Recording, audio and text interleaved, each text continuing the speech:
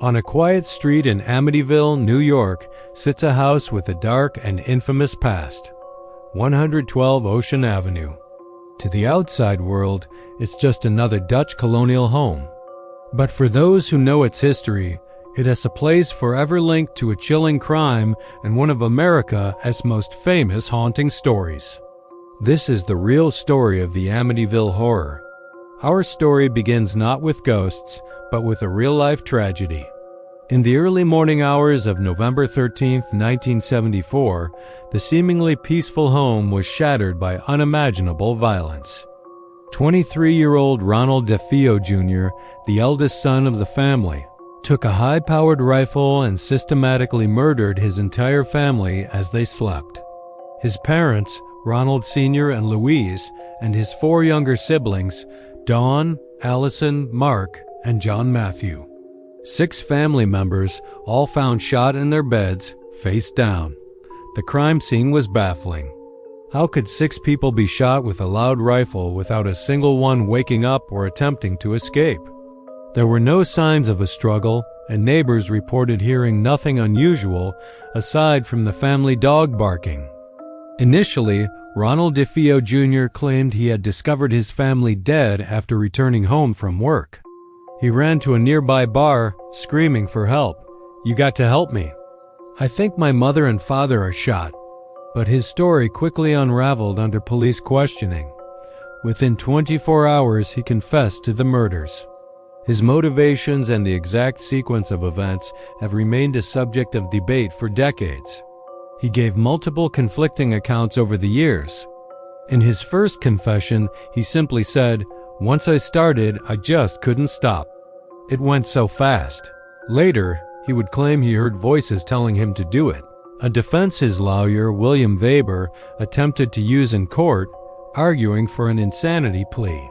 The prosecution, however, painted a picture of a troubled young man with a history of drug use and a volatile relationship with his father, suggesting the motive was a combination of family disputes and a desire for his father's life insurance money. The jury didn't buy the insanity defense. Ronald DeFeo Jr. was found guilty on 6 counts of second-degree murder and sentenced to 6 concurrent sentences of 25 years to life in prison. He would spend the rest of his life behind bars, passing away in 2021, taking many of the true secrets of that night with him. The house at 112 Ocean Avenue, now the scene of a horrific mass murder, sat empty. The crime had shocked the small town of Amityville, but the story was far from over. In fact, the legend was just beginning. Just over a year later, in December 1975, the Lutz family bought the infamous house for a bargain price of $80,000. George and Kathy Lutz, along with her 3 children from a previous marriage, moved in fully aware of the home's gruesome history. They hoped to make it their dream home. But their dream quickly turned into a nightmare. They lasted only 28 days before fleeing in terror, leaving all of their belongings behind. What happened during those 28 days became the basis for Jay Anson's 1977 best-selling book, The Amityville Horror, and a subsequent string of blockbuster movies. The Lutz family's claims were sensational and terrifying. They reported a litany of paranormal phenomena that escalated with each passing day. It started with strange odors, cold spots, and an unsettling feeling of a constant presence. Kathy Lutz claimed to be levitated in her sleep and developed red welts on her chest. George would wake up every morning at 3:15 a.m., the estimated time of the DeFeo murders, feeling inexplicably cold. The family's youngest daughter, Missy, developed an imaginary friend named Jody, a demonic pig-like creature with glowing red eyes who she said lived in the house. Swarms of flies appeared in the sewing room, a room that had no source for them even in the dead of winter. Black sludge oozed from the toilets and walls. A hidden red-painted room was discovered in the basement, a space that wasn't on the house's blueprints and was described as smelling foul. The family priest, who came to bless the house, was allegedly slapped by an unseen hand and told in a demonic voice to get out. He reportedly suffered from a high fever and stigmata-like blisters on his hands afterward. The activity seemed to center on George, who became moody, withdrawn, and neglectful of his appearance, bearing a striking resemblance to Ronald DeFeo Jr. The final night was so terrifying, according to the Lutzes, that they grabbed nothing but the clothes on their backs and fled, never to return. Their story captivated the nation. It brought paranormal investigators, reporters, and curiosity seekers flocking to Amityville. Ed and Lorraine Warren, the famous paranormal investigators, conducted a seance at the house. Their investigation, complete with a now famous photograph allegedly showing the ghost of a young boy, seemed to validate the Lutz family's claims. The Warrens declared the house to be one of the most terrifying haunted locations they had ever encountered. The book and the 1979 movie turned 112 Ocean Avenue into the most famous haunted house in America. But as the story's popularity grew, so did the skepticism. Was the Amityville haunting real, or was it an elaborate hoax? This is where the story gets incredibly murky. From the very beginning, cracks appeared in the Lutz family's narrative. Researchers and debunkers started picking apart their claims, pointing out inconsistencies and a lack of evidence. For instance, that secret red room in the basement? It was just a small storage space under the stairs, common in houses of that style, and it was known to the previous owners, the DeFeos. The claim that sludge oozed from the walls and toilets was never corroborated by anyone who visited the house immediately after the Lutzes fled. The priest who allegedly told them to get out had a much less dramatic account, stating he simply felt a strange chill and advised them not to use a particular upstairs room as a bedroom. He never mentioned being slapped or developing blisters. Then there's the weather. The book describes heavy snow damage to the house, but weather records for that period in Amityville show no significant snowfall. More damning evidence came from Ronald DeFeo Jr.'s own lawyer, William Weber. Years later, Weber admitted that he and the Lutzes had concocted the horror story over several bottles of wine. Weber's goal was to help with DeFeo's appeal, hoping a story of demonic possession could lead to a new trial.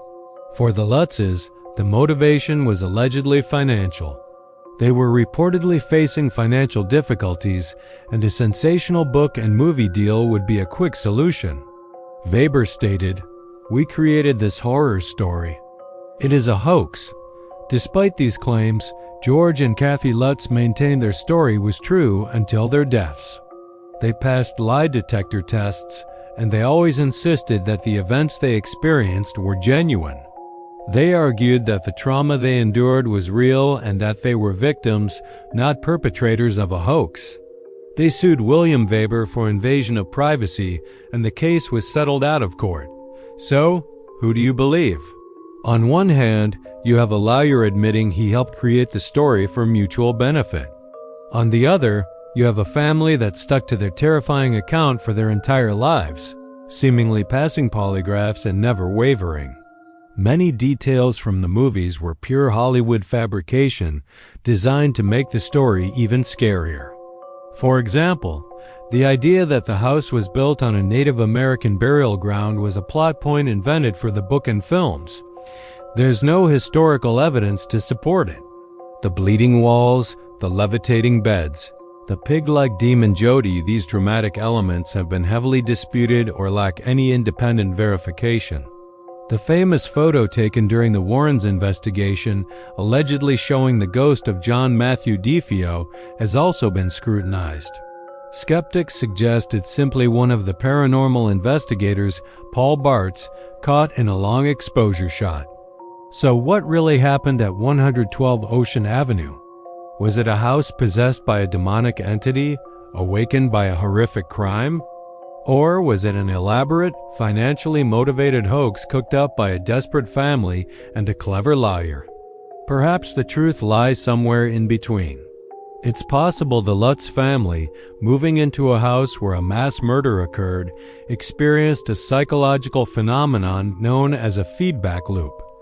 They were primed to expect something scary. Every creak of the old house, every cold draft, every strange noise was interpreted through the lens of fear and the home's tragic history. Their own anxiety could have manifested in heightened perceptions and even shared delusions. The house itself has had several owners since the Lutzes fled. None of them have ever reported any paranormal activity. They've lived peacefully, raising families within the same walls that supposedly drove the Lutzes out in terror. The iconic eye-like quarter-round windows, which gave the house its menacing appearance in the movies, have since been replaced with standard square windows to deter tourists.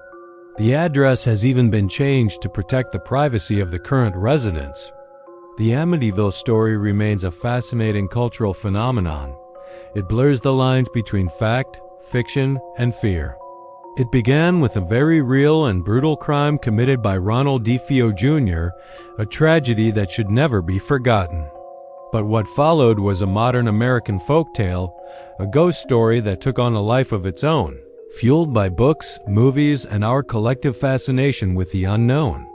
Whether you believe it was a genuine haunting, a clever hoax, or a case of psychological suggestion, the legend of the Amityville Horror continues to captivate and terrify us, reminding us that sometimes the scariest stories are the ones where we can never be quite sure what is real.